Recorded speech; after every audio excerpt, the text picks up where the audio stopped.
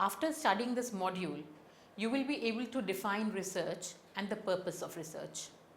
You will also become familiar with the research terminology and the various research designs. You will also come to know about the various techniques of data collection and the ethical issues that are involved in research methods.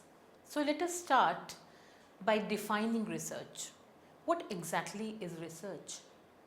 Research comprises creative work undertaken on a systematic basis in order to increase the stock of knowledge, including knowledge of humans, culture and society, and the use of this stock of knowledge to devise new applications. It is used to establish or confirm facts, reaffirm the results of previous work, solve new or existing problems, support theorems, or develop new theories. A research project may also be an expansion of the past work in the same area or the same field. To test the validity of instruments, procedures, or experiments, research may replicate elements of prior projects or the project as a whole. The primary purpose of basic research as opposed to applied research are documentation, discovery, interpretation, or the research and development of methods and systems for the advancement of human knowledge. Research is a systematic method of gaining new information and helps in the following purposes that I am going to tell you now. Number one is the development of a theory. Secondly, increasing one's knowledge by providing evidence for the effectiveness of an approach or technique. Thirdly, it also helps in creating methods to assess behaviors. Moving on to the stages of research. The first stage is that you have to choose the research problem and formulate a hypothesis. Secondly, you have to go about formulating the research design. Then you have to gather the data. After you gather the data, you have to code the data. And then you have to interpret the results so as to see whether your hypothesis is proved or not proved, or we call it testing the hypothesis. Let's move on to the various research terms that you should be familiar with. Number one is that of a variable. Now, what is a variable? A variable is any general characteristic that is measurable and has different values. What are the different types of variables? First type is independent variable. A variable that causes a change of another variable. They are the presumed causes or influences which are studied in a research. For example, personality and leadership style. The next type of variable is that of dependent variable. It is assumed to assess the effect of the independent variable. For example, absenteeism and job motivation. The third type of variables are extraneous variables. These are the variables which are covariates. They abate the effect of the independent variable on the dependent variable. For example, nature of a work task. The next term that you should be familiar with is hypothesis. They are predictive statements about the relationship between the variables. Causality. The direction of cause and effect is called causality. Next term is correlation coefficient. It indicates the strength of a relationship between two variables. The range of a correlation coefficient is always between plus minus 1.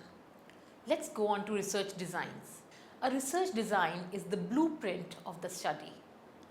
The design of a study defines the study type, whether it is descriptive, correlational, semi-experimental, experimental, review or meta-analytic. and subtype. For example, descriptive longitudinal case study, research question, hypothesis, independent and dependent variables, experimental design, and if applicable, data collection methods and a statistical analysis plan. Research design is the framework that has been created to seek answers to various research questions. Research designs are not perfect, but they do reflect the questions being addressed. A researcher can choose an appropriate research design keeping in mind the strengths and the weaknesses. There are many ways to classify research designs, but sometimes the distinction is artificial and other times different designs are combined. Nonetheless, I will tell you about the various research designs, and the designs are going to offer a number of useful distinctions between possible research designs. Let's start with the first one. The first one is descriptive. For example, case study or naturalistic observation and survey. Number 2 is correlational. Example, case control study and observational study. Third is the semi-experimental. Example, field experiment, quasi-experiment. Number 4 is the experimental design, which is experiment with random assignment, followed by review, which is the literature review or systematic review, and meta-analytic, which is meta-analysis. Sometimes a distinction is made between fixed and flexible, or synonymously quantitative and qualitative research designs. However, fixed designs need not be quantitative and the flexible design need not be qualitative. In fixed designs, the design of the study is fixed before the main stage of data collection. So the data collection takes place later. Fixed designs are normally theory driven. Otherwise, it is impossible to know in advance which variables need to be controlled and which are the ones which need to be measured. Often these variables are measured quantitatively. Flexible designs allow for more freedom during the data collection process itself. One reason for using a flexible research design can be that the variable of interest is not quantitatively measurable, such as culture.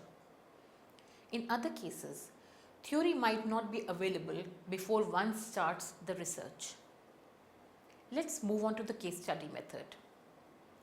Case studies are drawn from real life situations and show an in-depth analysis of one's setting.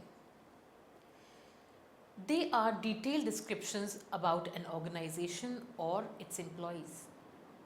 Well, case studies have their drawbacks like any other method. The observer might have perceptual bias and a subjective interpretation. Cases also reduce generalizability for depth of information and richness of detail. The strength of case studies are that they provide in-depth analysis of cases. They are a very good device for initial exploratory researches and for evaluation of real-life problems in any organization. Case studies are obtained through observations. They can be obtained through interview method and a review of records. Let's move on to the next. The next is field survey. A field study is done by interviewing a number of employees in different divisions or departments in one organization. The standardization of responses allows the data to be easily quantifiable, analyzed, and summarized for making inferences about a larger population. It is more economical as it is done on a small sample. However, the survey method also has some drawbacks. Firstly, Mailed questionnaires are rarely answered and rarely returned. Since the findings of field survey is thus based on low response rate, it is questionable if the findings can be generalized at all. Secondly, the format taps the employee's attitudes and personality better than the observation method. Thirdly, social desirability can take place. And fourthly, survey methods are a poor method for acquiring depth of information. So the kind of information that you get is a very superficial one. Let's move on to the next technique, which is the laboratory experiment. In a laboratory experiment, the researcher makes an artificial environment, which is understood because it is the laboratory. It is a kind of a replica of the natural environment. Then the researcher manipulates the independent variable under controlled conditions to see its effect on the dependent variable. Because of controlled conditions, the researcher is able to imply causation. The strength of a laboratory experiment is that it provides a high degree of control over variables and gives precise measurement of them. However, there are a few drawbacks of this method also. Laboratory experiment reduces realism and therefore generalizability for precision.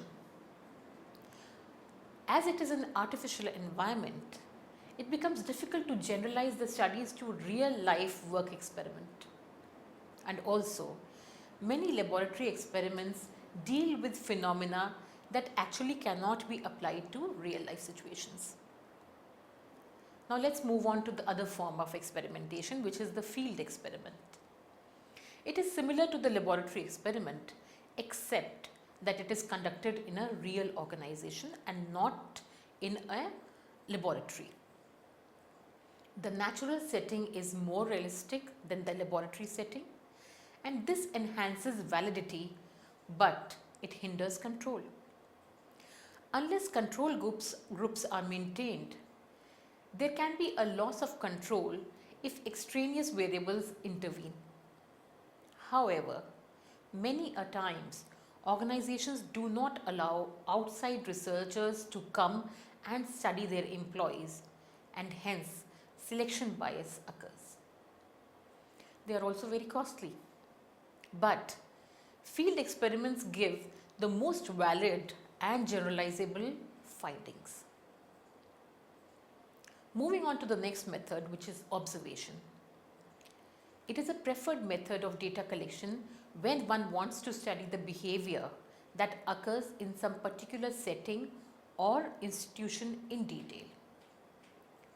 The advantage of observation is that it is superior to survey research, experimentation or document study for collecting data on non-verbal behavior. It also allows an in-depth study of the whole individual.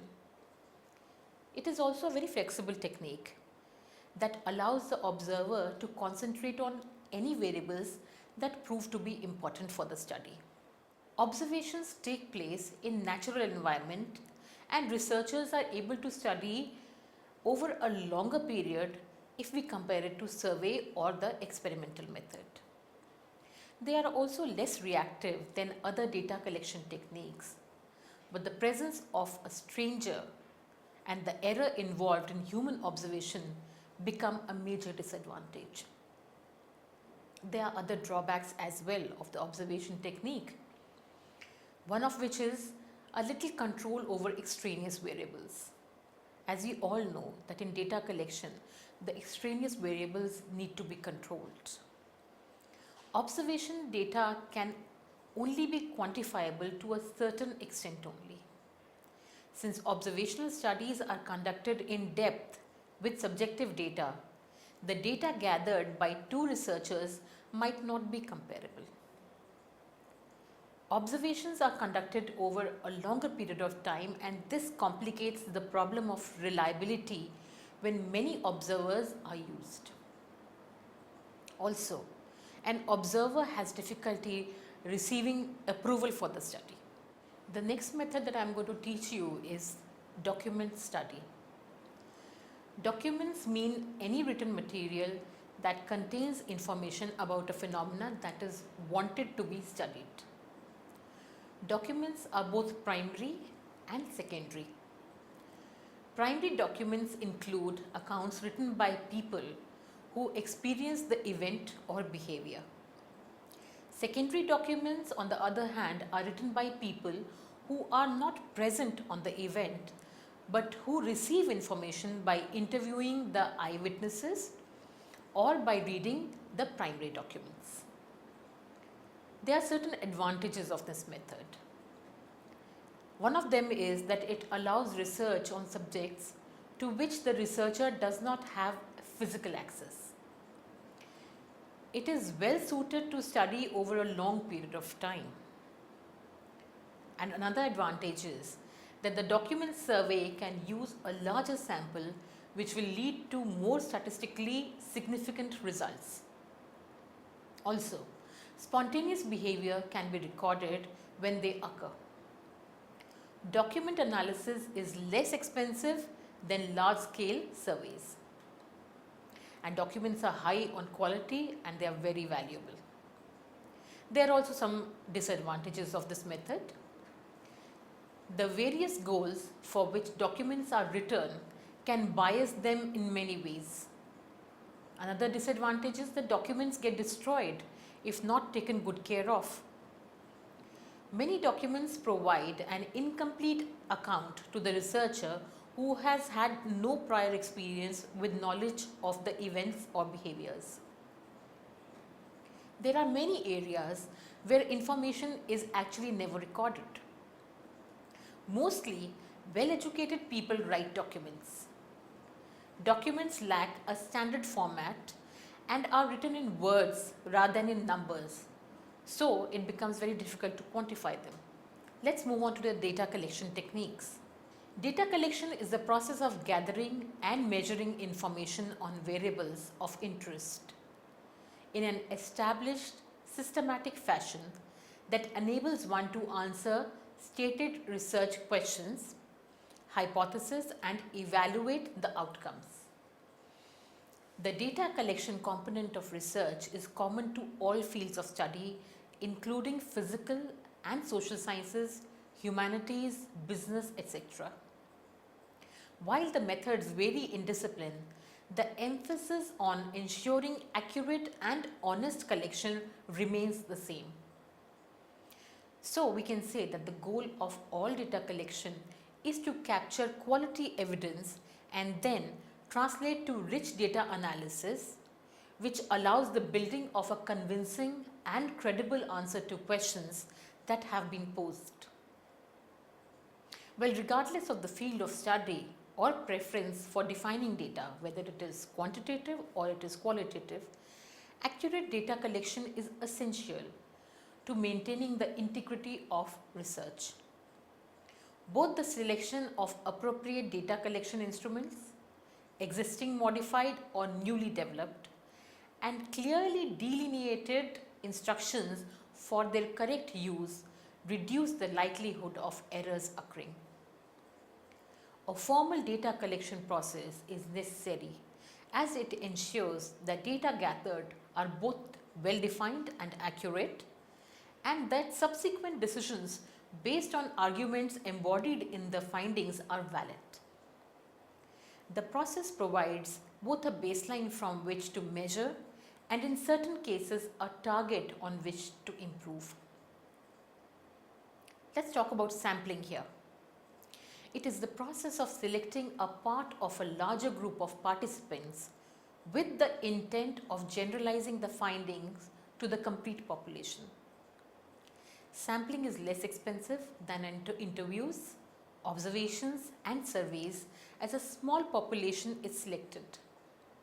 It takes less time to study a sample of participants.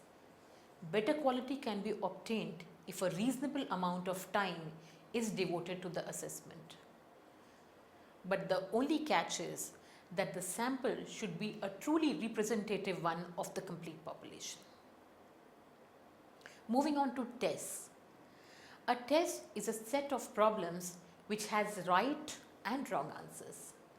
There are different tests for assessment of performance, aptitude and intelligence. Let me give you an example of a test. Raven's standard progressive matrices. The next is personality inventories. They present the employees with a collection of statements describing behaviors or patterns of behaviors. The employees are then asked to indicate whether the statement is characteristic of their behavior by indicating how typical it is of them. Questionnaires. Questionnaires are a group of written questions to which participants are asked to respond in writing, often by choosing the responses out of the given alternatives. Well, questionnaires can be mailed or they can be administered online or directly in person. They are of mainly two types: open-ended questions and closed-ended questions. Open-ended questions are those which do not provide any kind of choices for the participants to select. Instead, the participant has to formulate his own answer. Closed-ended questions has options and may have items which have to be rated. Moving on to interviews. Interviews, as all of us know, they can be conducted on the telephone or they can be conducted face to face. Advantages of interview are its flexibility. Interviewers can probe for answers and can repeat a question when the participant or the employee misunderstands the question. So there is a lot of scope for clarity. The interview tends to have a better response rate than the mailed questionnaire. An interviewer can standardize the interview environment by making certain that the interview is conducted in a controlled environment. The interviewer has control over the question order. The interviewer can record spontaneous answers. He can also make sure that all the questions are answered. There is also scope for recording the non-verbal cues. However, interviews are very expensive to conduct. They generally do not provide the respondent time to conduct research and check records. The interview offers less anonymity than the mailed questionnaire study technique. However, interviews can be structured, they can be semi-structured, or they can be completely unstructured. Let's talk about the ethical issues which are very important when you are conducting any kind of research. So while conducting a research, ethical issues need to be kept in mind. It is generally agreed that it is unethical for researchers to harm anyone in the course of the research, especially if it is without the person's knowledge and permission. Researchers can act quite unethically if they falsify findings or reveal only a part of the data. The National Commission for the Protection of Human Subjects of Biomedical and Behavioral Research in 1978 identified 3 ethical principles and guidelines for protection of human subjects. Participants should be treated as autonomous agents. Secondly, persons with delayed development and children are entitled to special protection. And thirdly, researchers should not harm the participants in any way. Consent should be taken by persons and consent may be withdrawn at any time during the study. Information about the research procedure, purpose and benefits should be disclosed to the participant beforehand. The participant should have the legal capacity and the ability to understand the information and the risks which are involved so that they can make an informed decision. The participant should also give consent without any threat of participation. Another issue which is of primal importance is that of privacy. Much of behavioral research involves asking participants to reveal some aspect of their behavior or their attitudes, or let's say their personality. If participants feel that their privacy is being invaded, they may provide with distorted answers, thereby giving misleading information. Hence, anonymity and confidentiality should be maintained.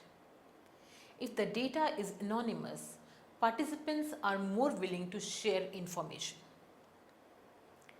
Moving on to the risks involved. The most important concern about research ethics is that the individuals should not be harmed by serving as participants in any kind of study. Risks includes psychological and physical pain along with legal, economic and social harm. Deception, which is another very big problem. Research subjects can be deceived by studying them without informing them of the fact or securing their permission. Many subjects might consider such behavior as unethical and may feel as the researcher is spying on them.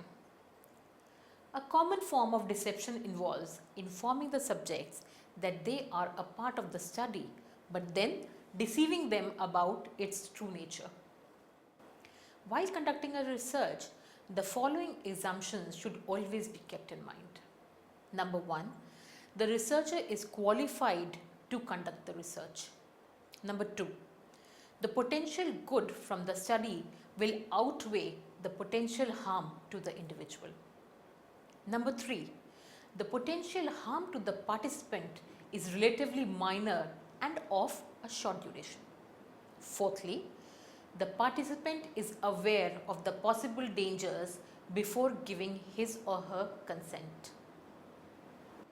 In order to conduct research on social problems, the researchers often have to expose the participants to the harmful effects which are being attempted to eliminate. However, they should inform the participants of the possible harm before conducting the research and should take their consent.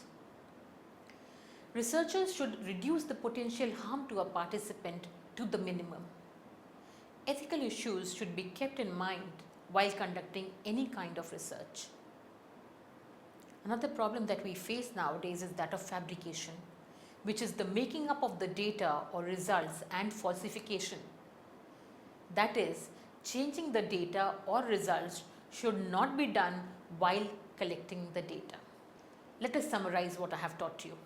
Research is a systematic method of gaining new information and it helps for many purposes. A variable is any general characteristic that is measurable and has different values. Hypotheses are predictive statements about the relationship between the variables.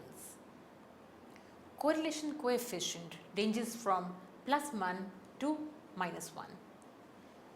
Case studies are drawn from real-life situations and show an in-depth analysis of one's setting.